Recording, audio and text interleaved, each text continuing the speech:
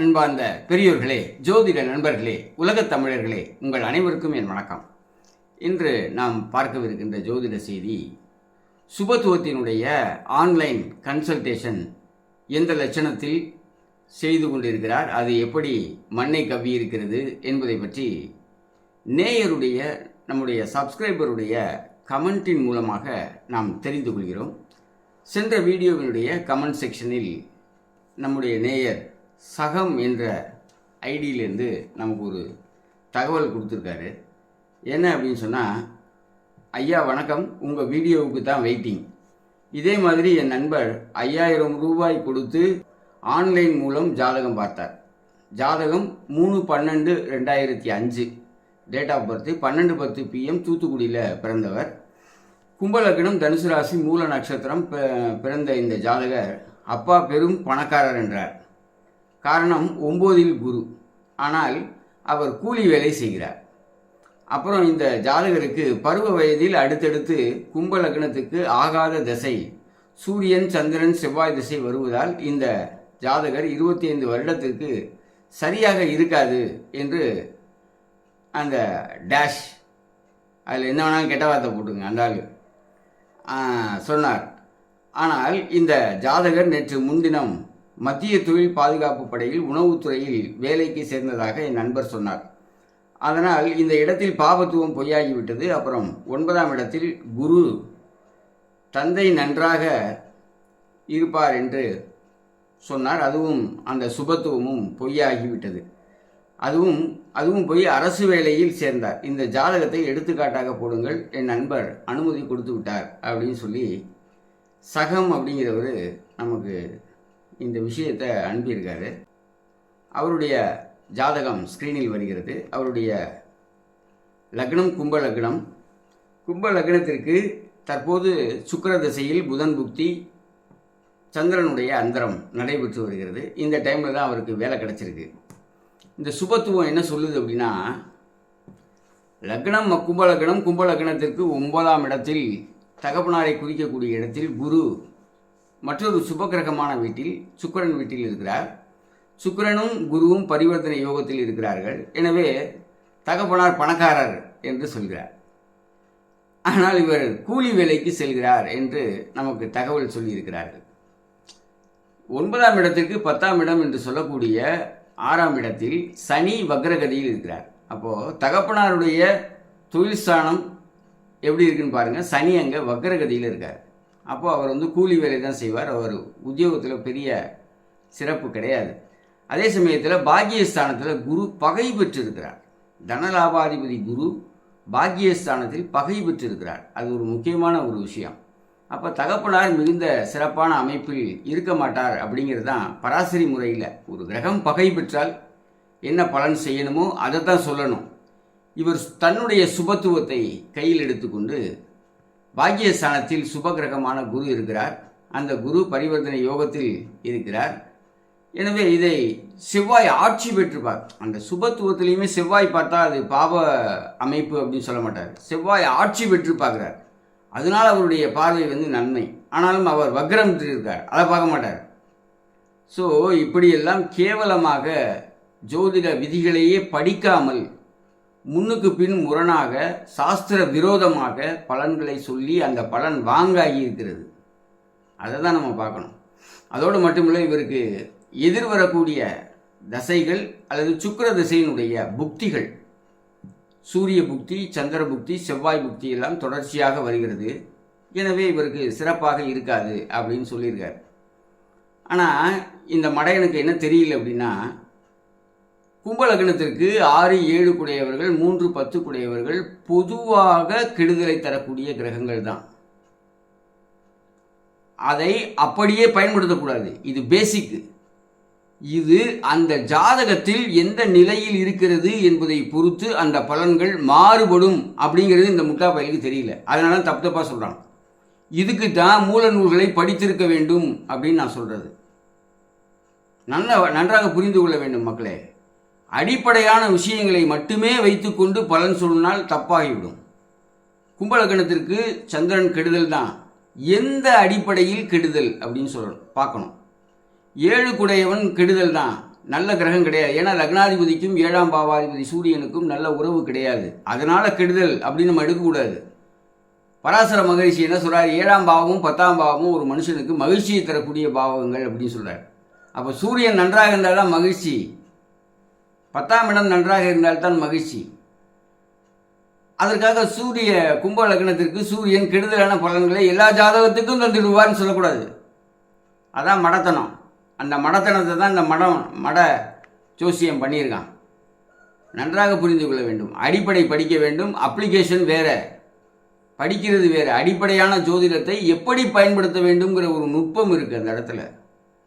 அது ரெண்டுமே தெரியாமல் இவருக்கு என்ன தெரிஞ்சிருக்கு, கும்பலக்கணத்துக்கு 6 கூடைய சந்திரன் 7 கூடைய சூரியன்லாம் நல்ல பலன்களை தரமாட்டார், செவ்வாய் வந்து அந்த 3ஆம் பாவம் 3 10 கூடையவர், எனவே நல்ல கிரகம் இல்லை அப்படிங்கிறது பராசரருடைய அடிப்படை விதி. ஆனால் அது எப்படி பலன் செய்யும் அப்படி இருக்கக்கூடிய பொசிஷனை பொறுத்து தான் பலன் செய்யும். அது இப்போ இந்த ஜாதகத்தை பொறுத்தவரை பார்த்தீங்கன்னா லக்னாதிபதியே 6ஆம் இடத்துக்கு லக்னாதிபதி போனால் சர்வீஸ் ஓரியன்டான மனிதர், கண்டிப்பாக அவர் சேவை செய்யக்கூடியவர்.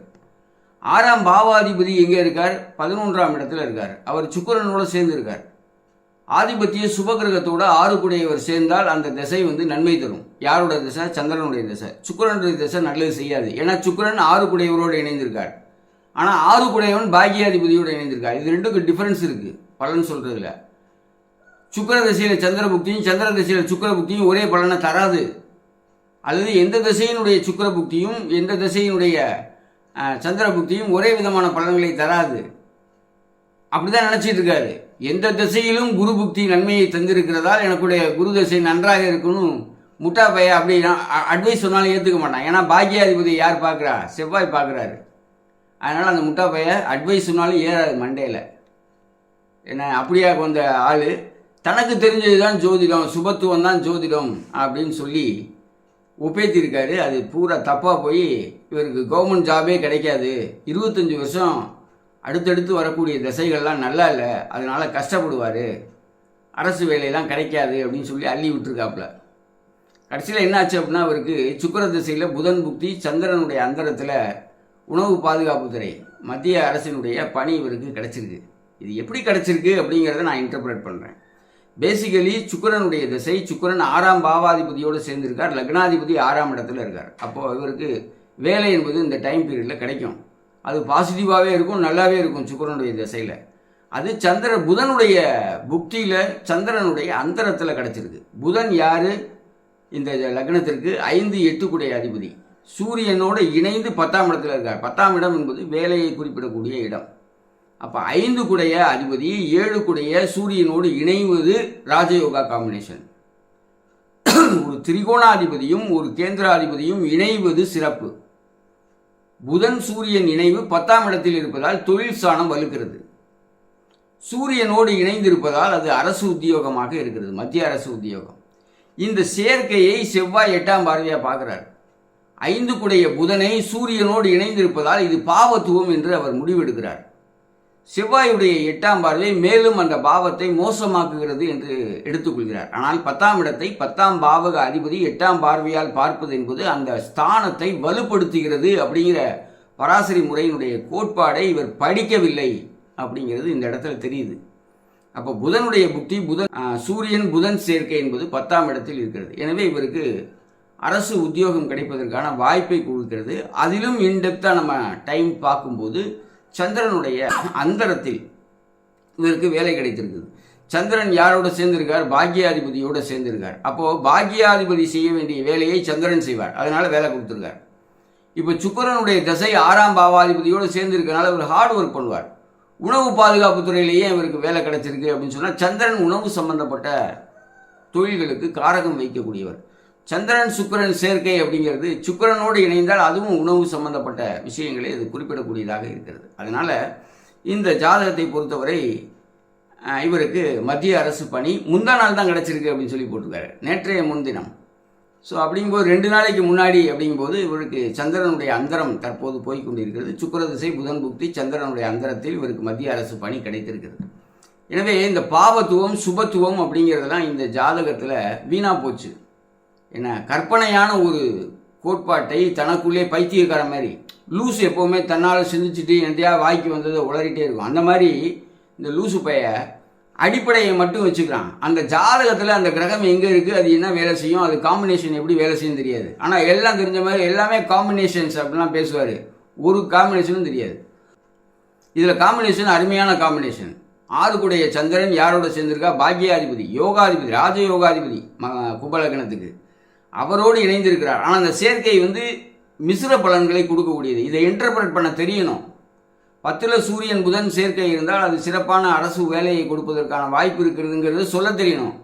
கும்பலக்கணத்துக்கு 7 சூரியன் 10ஆம் இடத்துல இருக்காரு, செவ்வாயுடைய பார்வையை வாங்கிட்டாரு, புதனுடைய புக்தி நடக்க போகுது, அடுத்து வரக்கூடிய புக்திகள்லாம் நல்லா இல்லை, சுபத்துவமாக இல்லைன்னு சொல்லி இவருக்கு அடுத்து வரக்கூடிய 25 ஆண்டுகள் சரியாக இருக்காது என்று சொன்ன தத்தி ஜோதிடரிடம் போய் 5000 ரூபாய் பணத்தை கட்டி ஏமாந்துருக்காப்புல. ஸோ இதை நான் எதுக்கு சொல்கிறேன், யார்கிட்ட ஜாதகம் பார்க்கணும்னு இருக்கு.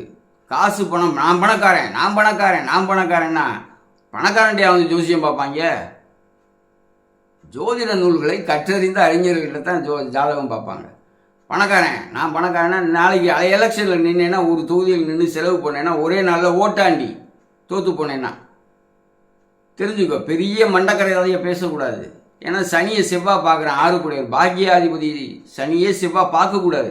பார்த்தா அது உருப்படாதுன்னு அர்த்தம், உருப்படாமல் போகுதுன்னு அர்த்தம். நாங்கள் வேடிக்கை பார்க்கத்தான் போகிறோம். நீ அரசியலுக்கு போ, எங்கே வேணாலும் போ, மத்திய அரசியலுக்கு போ, இல்லை மாநில அரசியலுக்கு போ, இல்லை திமுகவுக்கு சொம்பு தூக்கு, நீ என்ன வேணாலும் பண்ணு. ஆனால் ஒரு எலெக்ஷனில் நீ போய் நின்று அரசியலில் நின்று எலெக்ஷனில் நின்னேன்னா உன் சொத்து பூரா காலி. அடுத்து குரு தசை செய்யுதா இல்லையான்னு பாரு. நீ என்ன ஆக்ஷன் எடுத்தாலும் அந்த ஆக்ஷனுக்கு எகென்ஸ்டாக தான் கர்மா வேலை செய்ய போகுது. அதனால் வெயிட் அண்ட் சி, அவ்வளோதான் நம்ம சொல்ல முடியும். ஏன்னா ஃபியூச்சர் ப்ரிடிக்ஷன் இதெல்லாம். ஸோ ஆனால் பாசிட்டிவ் ப்ரிடிக்ஷன் இந்த சுபத்துவ அபத்துவ களஞ்சியம் எப்படி பண்ணி வச்சிருக்கு அப்படிங்கிறத நான் உங்களோட ஷேர் பண்ணியிருக்கேன் இந்த வீடியோவில். உங்களுடைய கருத்துக்களையும் கமெண்ட் செக்ஷனில் டைப் செய்யுமாறு கேட்டுக்கொண்டு, முதல் முறையாக என்னுடைய சேனலை பார்க்கக்கூடிய நண்பர்கள் சப்ஸ்கிரைப் செய்யுமாறு கேட்டுக்கொண்டு, மீண்டும் ஒரு வீடியோவில் உங்களை சந்திக்கும் வரை உங்களிடமிருந்து நன்றி கூறி விடைபெறுகின்றேன். நன்றி, வணக்கம்.